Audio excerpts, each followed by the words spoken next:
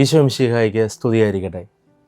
ഉഹദാന liturgical quiz പഠന പരമ്പരയുടെ പുതിയൊരു അധ്യായത്തിലേക്ക് ഏവർക്കും സ്വാഗതം.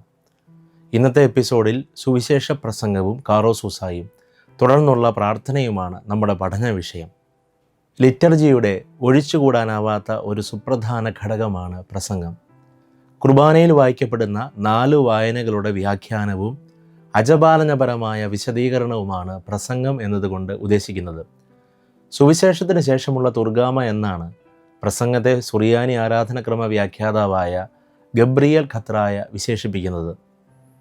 അർബേലിലെ ജോർജ് അതിനെ ആമോറൂസ എന്ന് വിളിക്കുന്നു. പ്രസംഗമെന്നും പ്രഭാഷണമെന്നുമാണ് ആമോറൂസ എന്ന പദം അർത്ഥമാക്കുന്നത്. യഹൂദ സിനഗോഗ് ശുശ്രൂഷയുടെ സ്വാധീന ഫലമായിട്ടാണ് ക്രൈസ്തവ വചന ശുശ്രൂഷയിലും പ്രസംഗം ഉടലെടുത്തത്.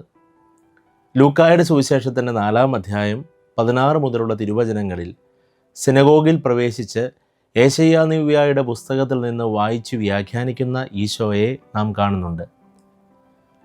താൻ പറഞ്ഞ ഉപമകളുടെ അർത്ഥം ശിഷ്യർക്ക് വിവരിച്ചു കൊടുക്കുന്നതും ഈശോയുടെ ഒരു ശൈലിയായിരുന്നു.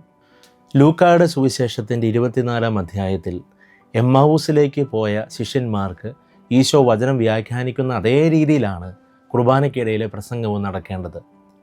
ലൂക്ക 24-27 നാം ഇപ്രകാരം വായിക്കുന്നു: മോശ തുടങ്ങിയ എല്ലാ പ്രവാചകന്മാരും വിശുദ്ധ ലിഖിതങ്ങളിൽ തന്നെപ്പറ്റി എഴുതിയിരുന്നവയെല്ലാം അവൻ അവർക്ക് വ്യാഖ്യാനിച്ചു കൊടുത്തു.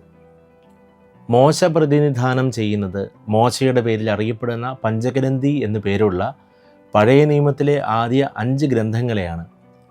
പഞ്ചഗ്രന്ഥിയിൽ നിന്നും പ്രവാചകന്മാരിൽ നിന്നും ശ്ലീഹന്മാരിൽ നിന്നും സുവിശേഷത്തിൽ നിന്നുമുള്ള 4 വായനകളെ വിശദീകരിച്ചുകൊണ്ട് അവയിലൂടെ നമ്മൾ ധ്യാനിക്കേണ്ട മിശിഹാരഹസ്യം നമുക്ക് മുൻപിൽ പ്രസംഗം അനാവൃതമാക്കുന്നു.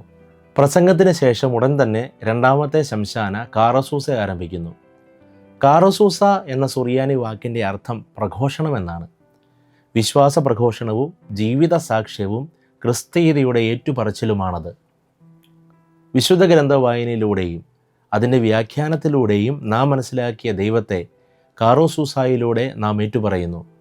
അതോടൊപ്പം അവിടുന്ന് ലോകത്തിൽ അറിയപ്പെടാനും അവിടുത്തെ തിരുമനസ് പ്രാവർത്തികമാകാനും നാം പ്രാർത്ഥിക്കുന്നു. ദൈവവചനം ശ്രവിച്ചവരുടെ പ്രതികരണവും മറുപടിയുമാണ് കാറോസൂസ. കാറോസൂസ സ്വകാര്യ പ്രാർത്ഥനയ്ക്കുള്ള അവസരമല്ല. ദൈവവചനം നടപ്പാക്കുന്നതിനുള്ള സാഹചര്യം സംജാതമാകുന്നതിനു വേണ്ടി പൊതുനിയോഗങ്ങൾ അതിൽ അവതരിപ്പിക്കാവുന്നതാണ്. 2 ഗണം കാറോസൂസകളാണ് സീറോ മലബാർ കുർബാനയിൽ ഇപ്പോൾ നിലവിലുള്ളത്. ആദ്യത്തെ ഗണത്തെ കാറോസൂസ എന്നും 2ാമത്തെ ഗണത്തെ ബാവൂസ എന്നും വിളിക്കുന്നു. യാചന എന്നാണ് ബാവൂസ എന്ന വാക്കിൻ്റെ അർത്ഥം. ബാവൂസ ആരംഭിക്കുന്നത് സമാധാനത്തിൻ്റെയും അനുഗ്രഹത്തിൻ്റെയും മാലാഖയെ അയക്കണമെന്ന യാചനയോടെയാണ്. 1ാമത്തെ ഗണം കാറോസൂസായുടെ മറുപടി മാറൻ എസ്രാഹ മലയിൻ എന്നാണ്. അതായത് കർത്താവെ ഞങ്ങളുടെ മേൽ കരുണയുണ്ടാകണമേ എന്ന്. 2ാമത്തെ ഗണം കാറോസൂസായുടെ മറുപടി കർത്താവെ അങ്ങയോട് ഞങ്ങൾ യാചിക്കുന്നു എന്നാണ്. ഭൗതിക നന്മകളെക്കാൾ ആധ്യാത്മിക നന്മകൾക്ക് വേണ്ടിയാണ് നാം കാറോസൂസായിൽ പ്രാർത്ഥിക്കുന്നത്. കാറോസൂസായുടെ സമാപന ശ്ലോസായാണ് തുടർന്നുള്ളത്. വൈദികൻ കുരിശാകൃതിയിൽ കൈകൾ വിരിച്ചാണ് ഈ പ്രാർത്ഥന ചൊല്ലുന്നത്.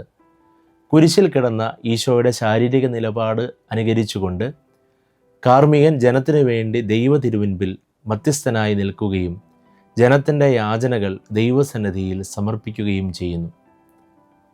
ഈ പ്രാർത്ഥന വഴി ദൈവകൃപ പുരോഹിതരിൽ നിറയ്ക്കണമെന്നും അവരുടെ കരങ്ങൾ വഴി ആ കൃപ മറ്റുള്ളവരിലേക്ക് ഒഴുക്കണമെന്നും കാർമികൻ യാചിക്കുന്നു. അതോടൊപ്പം ദൈവത്തിൻ്റെ അജഗണമായ വിശ്വാസികളുടെ സമൂഹത്തിന് കരുണയും അനുഗ്രഹവും പാപപ്പുറതിയും കടങ്ങളുടെ മോചനവും നൽകണമേ എന്നും വൈദികൻ പ്രാർത്ഥിക്കുന്നു. കുർബാനയ്ക്കിടയിലെ പ്രസംഗത്തിൻ്റെ പ്രാധാന്യം മനസ്സിലാക്കി ഹൃദയത്തെ വചനാഗ്നിയാൽ ജ്വലിപ്പിക്കാനും നമ്മുടെ ജീവിതം തന്നെ ഒരു കാറോസൂസ അഥവാ പ്രഘോഷണമാക്കി തീർക്കുവാനും ഈ അറിവുകൾ നമുക്ക് സഹായകരമാകുമെന്ന് പ്രത്യാശിക്കുന്നു. നെസ്തംബഹ് ഈശോ മിശിഹ.